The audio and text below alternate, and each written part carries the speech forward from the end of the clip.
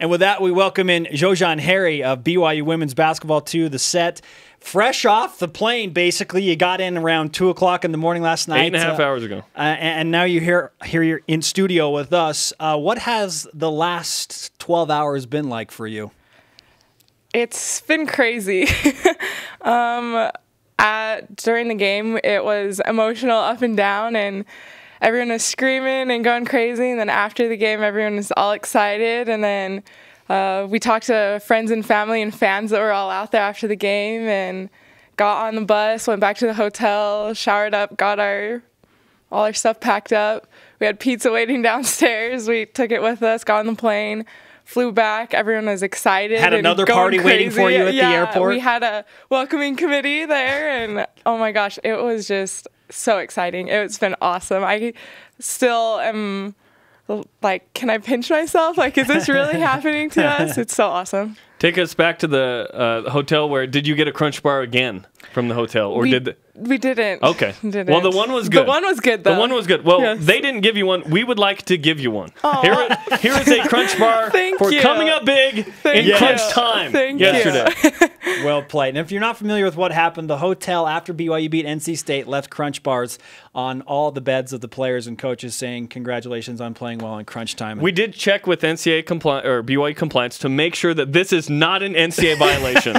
We're in the clear. We just want to make sure. We are giving you the gift of the Crunch Bar. Xojian Harry of BYU women's basketball, one of the stars from last night, joining us in studio. Let's go back to, I think there were about 10 minutes left in the game. Nebraska's making a serious push to get back in it. Jen Hampson picks up her fourth foul. And in comes Xojian Harry. And you go on this crazy run. What's going through your mind when you think, oh man, our star's on the bench, something's got to happen? Why did you feel like, you know what, it's got to be me? Well, the whole game, every time we went back to the bench, Kim kept telling us, you guys, we're going to win this game on defense. We're going to win this game on defense. And obviously Coach Judkins, he always emphasizes defense. So I just knew my role was to come in and play the best defense I could. And then I know that when I play well defensively, that my offense kind of just takes care of itself. And so came in and tried to defend my best. And when we went down to the offensive end, they were sagging off of me because they're doubling in on the post. They're making sure Kim and Legs didn't get shots. And so I was like, Juddy's like, if they're going to leave you open, take the shot. And they just felt good and just took them confidently. The first one goes in, and then at that point you probably want the ball again, don't you? Like, pass me the ball. 3 for 5 from 3. And after the game, I heard Dave Pash in a web hit say that you only hit 4 threes in conference play. Is that right? I think so. And then you hit 3 last night. 3 for 5, 11 points in 17 minutes. You talked about playing defense during that spell, but the next 2 minutes, you guys scored 11 points in 2 minutes. You go on an 11-1 run. That really, it felt like to me, that gave you the confidence that you would be able to hold on and win the game. Oh, yeah. At that point. Oh, yeah. You could feel it, the energy on the bench, in the arena. We just knew we were going to win that game. No doubt. Xojian Harry, BYU women's basketball, one of the heroes from last night's game, hit 3 enormous three-pointers to help the Cougars extend the lead late in the second half and ultimately hold on to upset Nebraska. Jeff Judkins is one of my favorite people. He had this he had this cool, calm confidence about him when we were talking to him on the phone yesterday, and it seemed like he just showed up like we expect to win this game. How did that feeling take over in your locker room as you take on a powerhouse like Nebraska? We talk about it all the time. We lost in the conference championship to Gonzaga, and we keep saying there has just been a different feel about it. With our first game against NC State and then against Nebraska yesterday, there was just an awesome feel. We just came in knowing, hey, we can do this. We can beat anybody if we come in and we play our game. And we just came in and we knew it from the start, from the tip-off. We just knew we were going to win. As a 12 seed, obviously it looks like you should have been seeded higher, maybe an 8 or 9. But once you got the 12 seed and you saw who you were playing and you kind of get the scouting report and figure that out, did you guys have a strong sense of, hey, this could really happen, we could go to the Sweet 16? Oh yeah. As soon as we're like, it came up so fast too. We weren't ready for it. We thought it was going to take a while because 2 years ago we waited forever to see where we were going, and so it came up so fast, and we're like, oh my gosh, we're going, we're 12. And then we looked at the bracket and we're like, guys, this is set up perfectly for us. Like, we can do this. We're getting to the Sweet 16. This is going to happen. This is our year.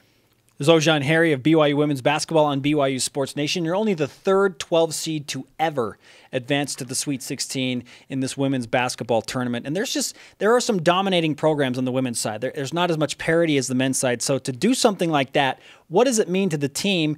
And what were you talking about last night when you realized, man, we did something that hardly any teams have done? We just kept saying, we're here, we're here. Like, this is going to be so great for us, especially because coming from the West Coast Conference, like, we're not one of those big conferences, so we don't just get automatic bids all the time. And so this is huge for us and huge for our program for the future, and let people really know, like, BYU women's basketball is good. We're really good. And Jimmer Fredette tweeted this morning, congratulations as well. Oh. So he was paying attention. Thanks, Jimmer. Would you, hi, Jimmer.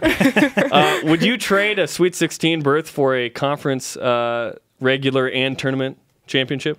Like, would you rather be BYU than Gonzaga? They're out, and you're in. Oh, yeah. I'd rather be BYU any day. I looked at that and I thought, you know what? As long as you can advance in the tournament, it really doesn't matter what you ended up doing. Although I guarantee your goals were, hey, let's win the regular season, let's win the tournament. Yep. But you're in the Sweet 16. Yep. Now you look ahead a little bit to Saturday. Who are you going to play? They play tonight. Is the team going to watch the St. Joseph's UConn game together tonight? Oh, I'm sure. How big a St. Joseph's fan are you today?